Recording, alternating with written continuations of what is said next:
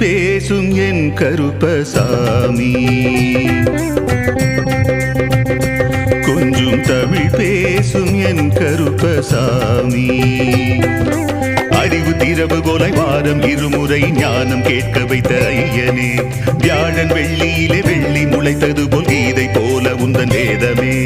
அறிவு திறவுகோலை வாரம் இருமுறை ஞானம் கேட்க வைத்த ஐயனே, வியாழன் வெள்ளியிலே வெள்ளி முளைத்தது போல் கீதை போல உந்தன் வேதமே.